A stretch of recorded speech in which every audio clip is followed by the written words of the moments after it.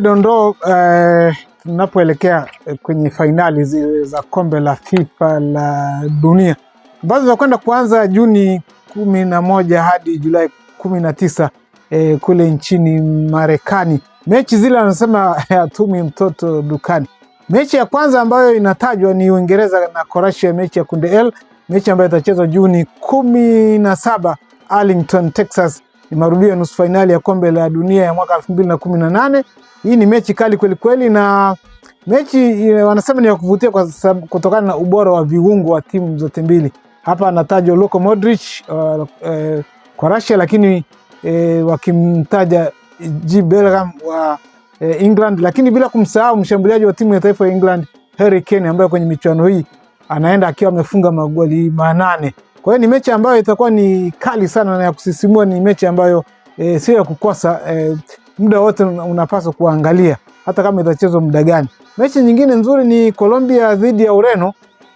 Ureno akiwa na Cristiano Ronaldo ambaye anakwenda kucheza akiwa na umri wa miaka 41. Hii itachezwa tarehe 27 kwenye uwanja wa Hard Rock mjini Miami, kwenye mji wa starehe. Je, Ronaldo anaweza kupasua ile ngome ya timu ya taifa ya Colombia ambayo ina ukuta mnene kweli kweli, si rahisi kupenyeza.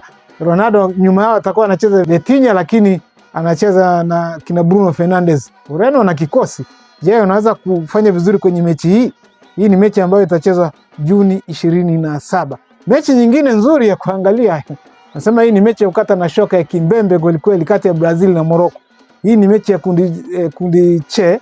Mechi itachezwa tarehe 13 Juni huko East Rutherford, New Jersey. Hawa ni mabingwa mara 5.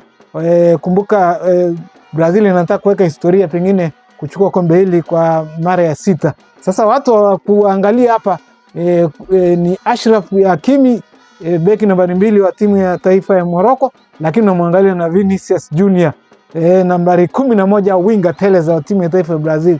Kila mtu hapa anapanda na kushuka. Je, ni nani ataweza kutumia makosa ya mwenzake na kuyazibu timu? Vinicius anafunga, Achraf Hakimi anapanda na kupiga cross ambazo zinazaa magoli. Hiyo ni mechi ambayo usikose kuiangalia. Mechi nyingine ya kulipiza kisasi ni Ufaransa wacheza na Senegal. Hii ni mechi ya kundi I. Pambano hili litakuwa Juni 16 East Rutherford, New Jersey. Mechi hii inabeba nasema historia. Kumbuka 2002 hawa bana Senegal waliaibisha Ufaransa, wakati huo ni mabingwa wa dunia, wakiwa mabingwa watetezi, wakiwa na nahodha Zinedine Zidane, lakini kwenye mechi walichapwa 1-0. Kwa hiyo ni mechi ambayo itakuwa ni kali kweli kweli na ya kusisimua, sio mechi ya kukosa, ni mechi ya kuhakikisha kwamba unaiangalia. Mechi nyingine ni ya Uholanzi na Sweden. Hii mechi wenyewe wanasema ni Ulaya derby, mechi ya watani kama ni watani wa jadi, mechi ya kusisimua kati ya Uholanzi na Sweden. Uholanzi mara nyingi sana hawa wanakuwa na vikosi vizuri, mara nyingi wanaishiaga labda nusu finali na robo finali. Hatujui safari wataishia wapi. Wakati huo pia Sweden wana timu nzuri. Hii mechi itachezwa Juni 20 Houston, Texas.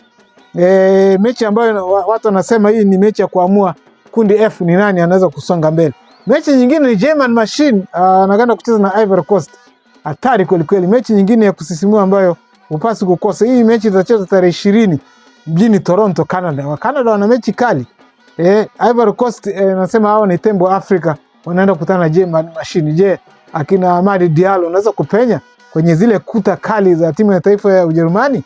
Ni mechi ambayo ni ya kuangalia, sio mechi ya kukosa. Mechi nyingine ya kusisimua ni kwa sasa zile timu ambayo nasema ni nchi wenyeji.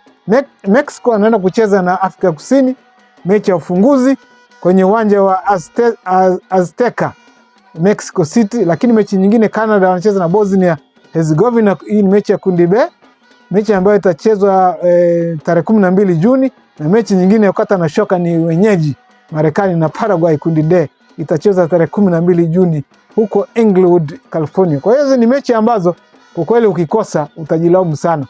Takuwa na kukuletea dondoo hizi wakati tukielekea kombe la dunia na wakati wa kombe la dunia lenyewe. Mimi ni mchambuzi wako Mario Cheto, au unaweza kuniita Super Coach. Kwaheri kwa sasa.